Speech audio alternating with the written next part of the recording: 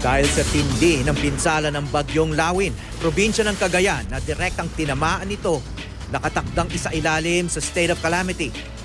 Sa Isabela naman, maraming pasahero stranded dahil sa mga nagtumbahang poste sa mga kalsada. Pakikipag-alyansa sa China at Russia inanunsyo ni Pangulong Rodrigo Duterte, kasunod ng pakikipaghiwalay raw sa Amerika. Ngunit sa one-on-one na panayam ng GMA kay outgoing US Ambassador Philip Goldberg, iginiit na kailangan ng paglilinaw sa mga pahayag ni Duterte. Exclusive, jeepney driver na nadamay sa karahasan sa may US Embassy sa Maynila noong Miyerkules. Nais panagutin ang mga pulis.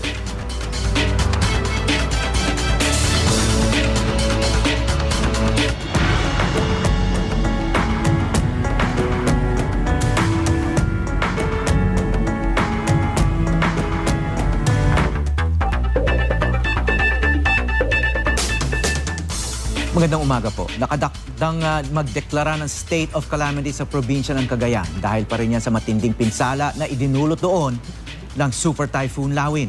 Sa tala ng Cagayan Provincial Disaster Risk Reduction and Management Office, mahigit 500 bahay ang lubos na napinsala at lagpas 5,000 naman ang bahagyang napinsala.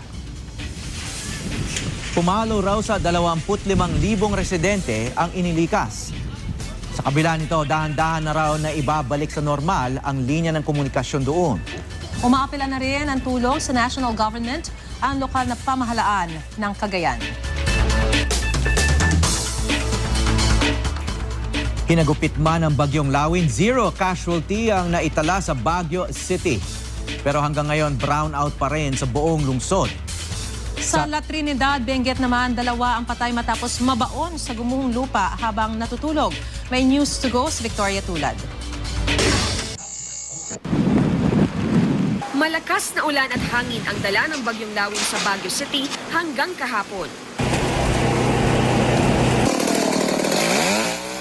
Maraming puno ang nagtumbahan. Ang ilan sa mga ito, tumama sa mga linya ng kuryente kaya apektado ang supply sa lungsod. Ilang mga kalsada naman ang isinara habang inaayos ng otoridad gaya ng Leonard Wood Road.